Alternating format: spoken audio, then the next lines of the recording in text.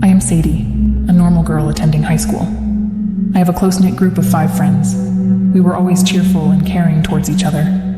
But everything changed since that night.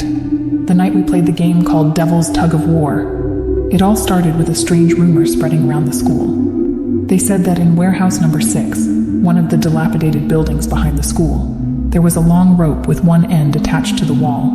This rope seemed like a part of the damaged wall, but it was actually a tool for a supernatural game. This game was called Devil's Tug of War, and it had simple but dangerous rules. The players had to enter the warehouse at midnight, draw a red line parallel to the wall, tie a piece of red cloth around the rope to create the main line, and then pick it up and pull with all their might towards themselves. But it wasn't just the players pulling the rope. On the other side of the wall, there was a supernatural force participating in the game.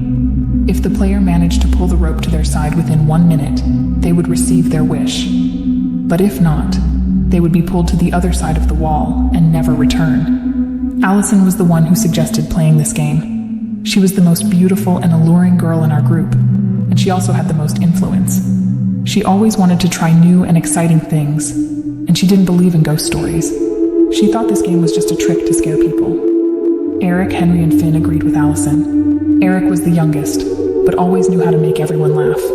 Henry was the athletic and daring guy, always ready for challenges. Finn was our intelligent and dynamic class president, always having objective and reasonable opinions. I was the only one who didn't want to play this game. I felt something was off about that warehouse. I didn't want to risk my life for a trivial wish, but I didn't want to disappoint my friends, so I reluctantly agreed to join them. That night, we arrived at the warehouse behind the school. The warehouse door was locked, but Allison had brought a pair of scissors to cut the rope. We opened the door and stepped inside. The interior was pitch black, with only moonlight seeping through the cracks in the roof. We saw the rope hanging in the middle of the warehouse, with one end attached to the wall. It looked completely normal and harmless. Allison quickly drew a red line parallel to the wall and tied a piece of red cloth around the rope. She told us that she would be the first one to pull the rope since she had suggested the game. She grasped the rope and pulled with all her might. We stood behind her, cheering her on. But nothing happened. The rope didn't react at all. Allison pulled harder, but it had no effect. She started mocking the game, saying it was just a silly prank. She decided to let go of the rope and told us that we should go back. But when she released the rope, something strange occurred. The rope suddenly vibrated and began pulling Allison towards the wall. She panicked and screamed for help. We rushed back and grabbed her arm, trying to pull her away from the rope. But the rope had an incredibly strong pulling force, and we couldn't resist it. Allison screamed and cried, pleading for us to set her free. But we couldn't do much. In just a matter of seconds, she was pulled to the other side of the wall and disappeared without a sound. We were completely shocked and terrified. We couldn't believe what had just happened. We didn't know where Allison had gone, whether she was alive or dead. All we knew was that this game was real, and it had taken our friend's life. Eric was the quickest to react. He shouted that we had to escape immediately before the rope pulled anyone else to the other side. He pulled Henry and Finn with him as they ran out of the warehouse. I wanted to follow them, but something held me back. I felt a voice in my head whispering to me that I had to stay.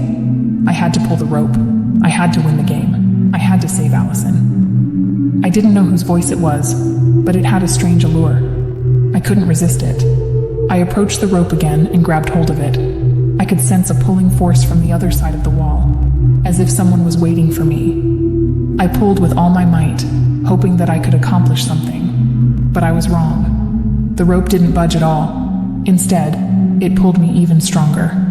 I tried to let go of the rope, but my hand seemed stuck to it. I couldn't break free. I screamed and struggled, hoping someone would help me, but no one heard my voice. Eric, Henry, and Finn had run far away. They had abandoned me here. I felt myself being slowly pulled towards the wall. The wall was getting closer to my face. I knew that if I touched it, I would die. I didn't want to die. I wanted to live. I wanted to go back home, but it was too late. I was pulled to the other side of the wall. From that moment on, my life came to an end. Don't forget to like and subscribe to hear more stories.